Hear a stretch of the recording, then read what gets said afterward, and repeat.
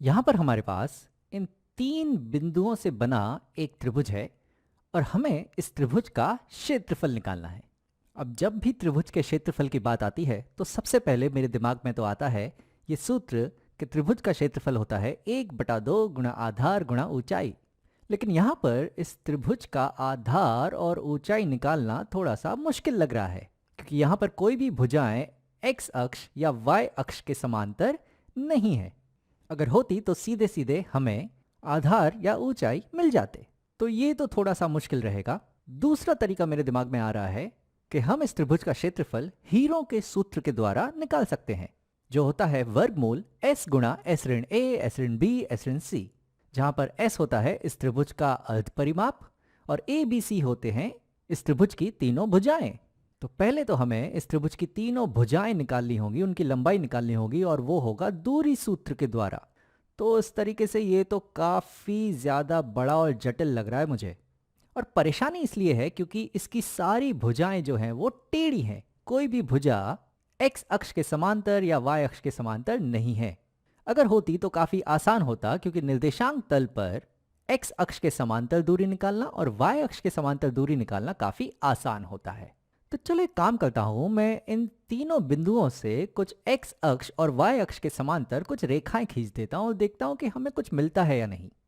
तो यहां पर इस बिंदु से मैं x अक्ष के समांतर एक रेखा खींचता हूं, तो वो हो जाएगी ये। और फिर मैं इस बिंदु से एक x अक्ष के समांतर एक रेखा खींचता हूं, तो वो हो जाएगी ये। और इस बिंदु से एक y अक्ष के समांतर भी रेखा खींच देते हैं, तो वो हो जाएगी ये वाली।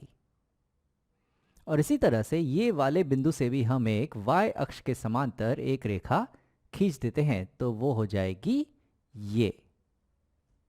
अब यहां पर तुम देख सकते हो कि इन रेखाओं ने इस त्रिभुज को एक आयत के अंदर बांध दिया है, और आयत की जो लंबाई और ऊंचाई है ये x और y अक्ष के समांतर है। तो आयत का क्षेत्रफल निकालना तो थोड़ा आसान रहेगा, क्योंकि आयत का क्षेत्रफल होगा लंबाई गुणा ऊंचाई। और साथ ही साथ हम यहां देख सकते हैं कि यहां पर ये एक समकोण त्रिभुज बन रहा है, ये वाला, और यहां पर भी एक समकोण त्रिभुज बन रहा है, ये वाला, और यहां पर भी एक समकोण त्रिभुज बन रहा है, ये वाला। इन्हें जरा मैं रंग करके दर्शा देता हूं। तो यहां पर तुम देखो तो ये गुलाबी, ये लाल और ये नारंगी, ये तीन समकोण त्रिभुज हैं, जिनके आधार और ऊंचाई x अक्ष और y अक्ष के समांतर हैं, जो निकालना काफी आसान रहेगा। अब अगर हम इस आयत का क्षेत्रफल निकाल लेते हैं और उस आयत के क्षेत्रफल में से इन तीन समकोण त्रिभुजों के क्षेत्रफल घटा दें, तो हमें हमारे इस त्रिभुज का क्षेत्रफल मिल जाएगा। तो इस त्रिभुज का क्षेत्रफल निकालने के लिए हमें पहले इस आयत और इन तीन समकोण त्रिभुजों के क्षेत्रफल निकालने होंगे। तो चलो शुरू करते हैं आयत की लंबाई और ऊंचाई से।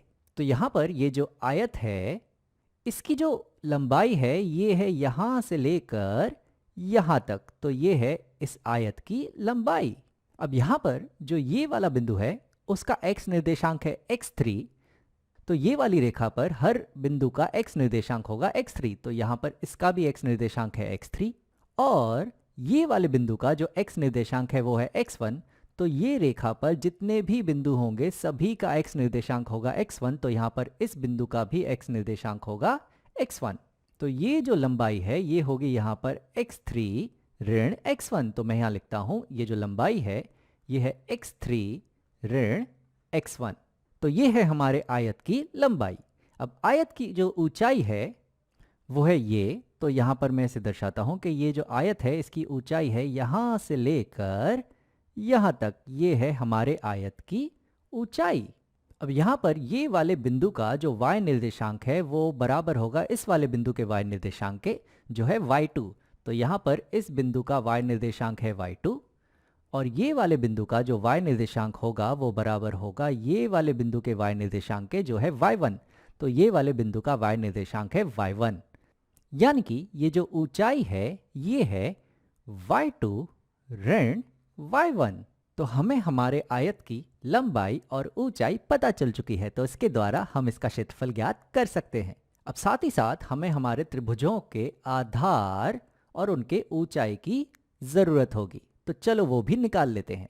तो यहाँ पर ये जो गुलाबी वाला त्रिभुज है, इसका जो आधार होगा वो होगा यहाँ से लेकर यहाँ तक, ये होगा इस वाले त्रिभुज का आधार। तो यहाँ पर जो ये वाला बिंदु है इसका x निर्देशांक है x2, और जो ये वाला बिंदु है इसका x निर्देशांक बराबर होगा इस वाले बिंदु के x निर्देशांक के, जो है x1। तो ये जो आधार है ये हो जाएगा x2 ऋण x1, तो मैं यहाँ लिखता हूँ ये हो जाएगा x2 ऋण x1। तो ये हो गया हमारे गुलाबी त्रिभुज का आधार, और इसकी जो ऊंचाई है वो तो होगी ये यहाँ पर y2 ऋण y1। चलो अब लाल त्रिभुज के पास चलते हैं। तो यहाँ पर इस लाल त्रिभुज का जो आधार है वो है ये। तो यहाँ पर इसे मैं दर्शाता हूँ कि ये जो हमारा लाल त्रिभुज है इसका आधार होगा यहाँ से लेकर यहाँ तक, ये होगा हमारे लाल त्रिभुज का आधार। अब ये वाले बिंदु का जो x निर्देशांक है वो बराबर होगा ये वाले बिंदु के x निर्देशांक के, जो है x3, और ये वाले बिंदु का x निर्देशांक है यहाँ पे x2। तो इस लाल त्रिभुज का जो आधार है वो हो जाएगा x3 ऋण x2, और इसकी ऊंचाई निकालने के लिए हमें यहाँ जाना होगा। तो इसकी जो ऊंचाई है वो होगी यहाँ से लेकर यहाँ तक, ये होगी हमारे लाल त्रिभुज की ऊंचाई। अब ये वाले बिंदु का जो y निर्देशांक है वो है ये y2, और ये वाले बिंदु का जो y निर्देशांक है वो है ये y3। तो ये जो ऊंचाई है ये होगी y2 ऋण y3। और अब अगर हम इस नारंगी त्रिभुज पे जाएं तो इस नारंगी त्रिभुज की जो ऊंचाई है वो होगी यहाँ से यहाँ तक। तो यहाँ से लेकर यहाँ तक ये हो जाएगी हमारे नारंगी त्रिभुज की ऊंचाई। अब ये वाला जो बिंदु है इसका y निर्देशांक है y3, और ये वाला जो बिंदु है उसका y निर्देशांक होगा ये वाला y1, यानी कि ये ऊंचाई हो जाएगी y3 ऋण y1। तो नारंगी त्रिभुज की ऊंचाई हो गई y3 ऋण y1, और इसका जो आधार है वो तो होगा ये x3 ऋण x1। तो यहाँ पर हमने अब सारी जानकारी हासिल कर ली है। चलो अब हमारे आयत का क्षेत्रफल और इन तीनों त्रिभुजों का क्षेत्रफल निकालते हैं। तो अब जो हमारा आयत है उसका क्षेत्रफल होता है लंबाई गुणा ऊंचाई। तो इस आयत की जो लंबाई है वो है x3 ऋण x1, तो मैं यहाँ लिखता हूँ इसकी जो लंबाई है वो है x3 ऋण x1 गुणा हो जाएगी इसमें इसकी ऊंचाई, जो है यहाँ पर ये y2 ऋण y1। तो यहाँ पर ये गुणा कर देते हैं, ये है y2 ऋण y1। तो ये हो गया हमारे आयत का क्षेत्रफल। अब इसमें से हमें घटाना है इन तीनों त्रिभुजों का क्षेत्रफल। तो शुरू करते हैं इस गुलाबी त्रिभुज से। तो इसमें हमें घटाना होगा इस गुलाबी त्रिभुज का क्षेत्रफल, जो होगा 1/2 गुणा आधार गुणा ऊंचाई। तो यहाँ पर ये आएगा 1/2 गुणा आधार, आधार है इसका x2 ऋण x1, तो यहाँ पर आएगा x2 ऋण x1 गुणा ऊंचाई, ऊंचाई है इसकी y2 ऋण y1, तो यहाँ पर मैं लिखता हूँ ये है y2 ऋण y1। अब आगे घटाते हैं इस नारंगी त्रिभुज का क्षेत्रफल। तो यहाँ पर अब हमें घटाना है इसमें नारंगी त्रिभुज का क्षेत्रफल, जो होगा 1/2 गुणा आधार गुणा ऊंचाई। तो यहाँ पर मैं लिखता हूँ ये है 1/2 गुणा आधार। इस नारंगी त्रिभुज का जो आधार है वो है यहाँ पर ये x3 ऋण x1, तो यहाँ आ जाएगा x3 ऋण x1 गुणा इस नारंगी त्रिभुज की ऊंचाई, जो है यहाँ पर ये जो है y3 ऋण y1, तो इसमें गुणा हो जाएगा y3 ऋण y1। और आखिर में हमें घटाना होगा इस लाल त्रिभुज का क्षेत्रफल। तो यहाँ पर हमें अब घटाना है इस लाल त्रिभुज का क्षेत्रफल, जो होगा 1/2 गुणा आधार गुणा ऊंचाई। तो मैं यहाँ लिखता हूँ ये है 1/2 गुणा आधार। इस लाल त्रिभुज का आधार है x3 ऋण x2, तो यहाँ आएगा x3 ऋण x2 गुणा ऊंचाई, और इस लाल त्रिभुज की ऊंचाई है ये y2 ऋण y3, तो यहाँ आएगा y2 ऋण y3। तो बस अब हमें इस सफेद त्रिभुज का क्षेत्रफल निकालने के लिए ये वाले व्यंजक को थोड़ा सरल करना होगा। तो अब हमें इस चित्र की जरूरत नहीं होगी। तो मैं अब इस व्यंजक को हल करने के लिए आगे थोड़ी जगह बना लेता हूं। तो यहाँ पर ये हम थोड़े आगे चले जाते हैं। अब हम इस व्यंजक को थोड़ा सा सरल करने की कोशिश करते हैं। अब यहाँ पर हमारे पास ये 1, 2, 3, 4 पद हैं जिन्हें हमें थोड़ा सा सरल करके हमारा उत्तर निकालना है। तो यहाँ पर मैं देख सकता हूं कि ये 3 पदों में 1/2 तो समान है। तो अगर मैं ये वाले पद में भी अगर इसमें मैं लिख दूं 1/2 गुणा 2, तो अब इन चारों पदों में 1/2 समान हो गया। तो चलो एक काम करते हैं, इन चारों पदों में से ये 1/2 समान बाहर निकाल लेते हैं। तो यहाँ पर मैं लिखता हूँ कि जो उत्तर होगा हमारा, उसमें बाहर हमें मिलेगा 1/2। और अब देखते हैं यहाँ पर जो अंदर है वो हमें क्या मिलता है। हमारा उत्तर यहाँ पर क्या आता है, उसके लिए मैं यहाँ पर जगह बना देता हूँ। तो हमें इन चारों पदों को थोड़ा सा सरल करना होगा। अब सबसे पहले यहाँ पर ये 1/2 मैंने समान ले लिया है, तो यहाँ हर जगह से मैं इसे काट देता हूँ कि ये 1/2 अब नहीं रहा यहाँ पर। तो चलो सबसे पहले इस पहले पद को सरल करते हैं। तो इसे जब हम सरल करेंगे तो देखते हैं हमें क्या मिलता है।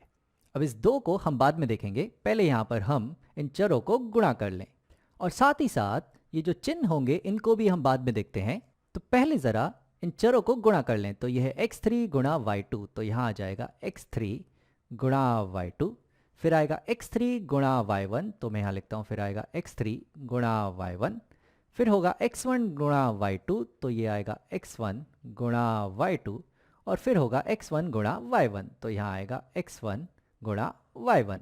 अब क्योंकि बाहर था 2, तो हर पद में आ जाएगा 2, तो यहाँ पर आएगा 2, यहाँ पर भी आएगा 2, यहाँ पर भी आएगा 2, और यहाँ पर भी आएगा 2। अब ये जो पहला और ये जो पहला पद गुणा किया, ये दोनों ही धनात्मक हैं, तो ये तो धनात्मक ही रहेगा।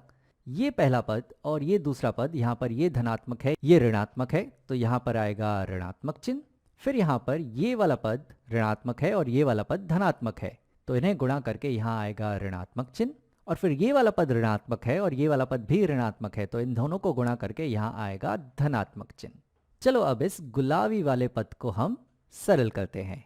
तो यहाँ पर भी पहले हम जरा चरों को गुणा कर लें और चिन्ह को बाद में देखेंगे। तो यहाँ पर है x2 गुणा y2, तो यहाँ आएगा x2 गुणा y2।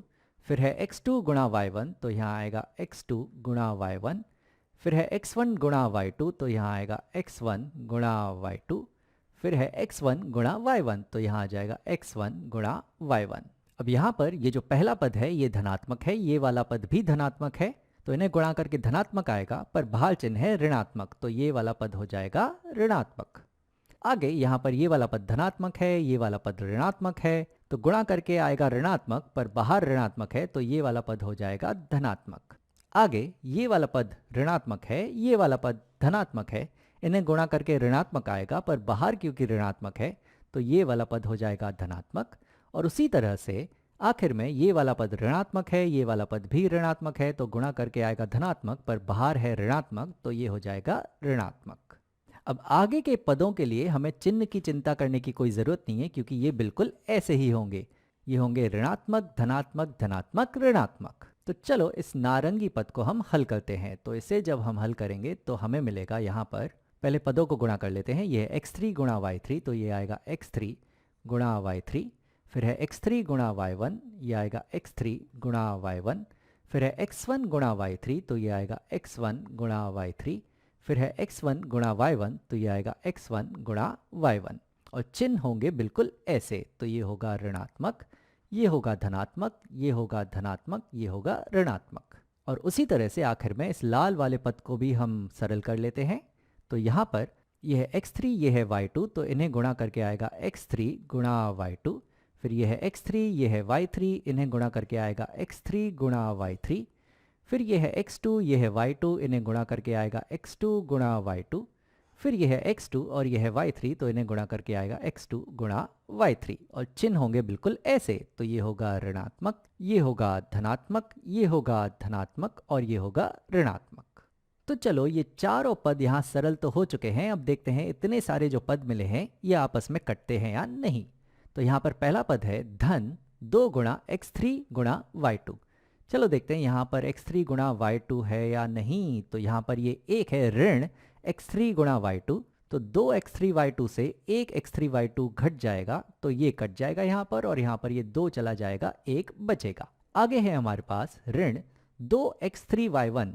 देखते हैं x3 y1 हमारे पास ये रहा, ये है धन x3 y1, तो ये 1 यहाँ पर कट जाएगा और ये 2 यहाँ से कट जाएगा, एक ऋणात्मक x3 y1 बचेगा।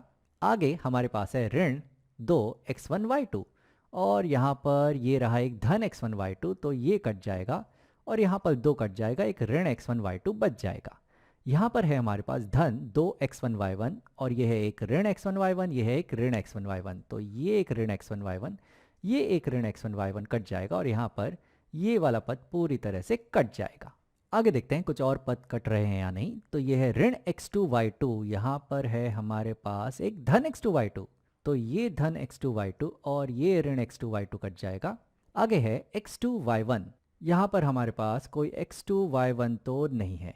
ये है हमारे पास ऋण x3 y3 और ये है हमारे पास एक धन x3 y3, तो ये धन x3 y3 और ये ऋण x3 y3 आपस में कट जाएंगे। और यहाँ पर है हमारे पास x1 y3 और x1 y3 और यहाँ पर ये x2 y3 और कोई तो नहीं है।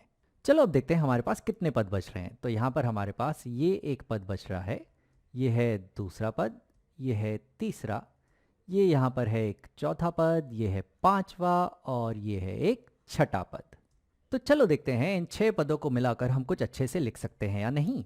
तो यहाँ पर ये जो 6 पद हैं इनमें से सबसे पहले मैं शुरू करता हूँ वो वाले पद जिनमें x1 है। तो यहाँ पर ये है ऋण x1 y2 और ये है धन x1 y3। इन दोनों ही पदों में x1 है, तो अगर इस x1 को मैं समान बाहर निकाल लूँ गुणनखंड के रूप में, तो अंदर हमारे पास बच जाएगा y3 ऋण y2। तो यहाँ पर मैं लिखता हूँ हमारे पास बचेगा y3 ऋण y2। और फिर मैं जाऊंगा आगे x2 वाले पदों पे। तो x2 वाले जो पद हैं वो है यहाँ पर ये वाला x2 y1 और ये है x2 y3। तो इन दोनों से भी मैं x2 समान बाहर ले सकता हूँ। तो यहाँ पर मैं लेता हूँ धन x2 हम बाहर ले लेंगे और अंदर यहाँ पर बचेगा y1 ऋण y3। तो ये होगा y1 ऋण y3।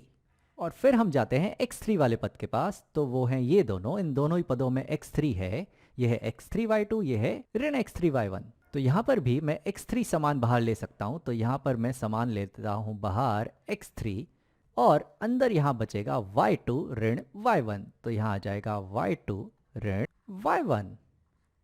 ये काफी बढ़िया और काफी आसान सा लग रहा है। तो अगर हमारे पास एक त्रिभुज है जो 3 बिंदुओं x1 y1, x2 y2 और x3 y3 से बना हुआ है, तो उसका जो कुल क्षेत्रफल है वो आ सकता है इस सूत्र से, जो है 1/2 पूर्ण गुणा x1 गुणा y3 ऋण y2 धन x2 गुणा y1 ऋण y3 धन x3 गुणा y2 ऋण y1। अब हो सकता है कि कौन सा बिंदु हम पहले ले रहे हैं, कौन सा दूसरा और कौन सा तीसरा, उस हिसाब से ये जो कुल उत्तर है ये हो सकता है ये कुल उत्तर ऋणात्मक आए। तो ऐसी स्थिति में हम यहाँ पर मॉड का चिन्ह ले लेते हैं, जो यानी कि उस ऋणात्मक संख्या को भी धनात्मक बना देगा, क्योंकि त्रिभुज का क्षेत्रफल ऋणात्मक नहीं हो सकता। और हाँ, अगर ये कुल उत्तर यहाँ पर 0 आता है, यानी कि त्रिभुज का क्षेत्रफल 0 है, यानी कि दरअसल वो 3 बिंदु मिलकर एक त्रिभुज बना ही नहीं रहे हैं, वो तीनों बिंदु एक ही रेखा पर होंगे। तो इस वीडियो में हमने जाना कि 3 बिंदुओं द्वारा बनाए गए त्रिभुज का क्षेत्रफल कैसे निकाला जा सकता है।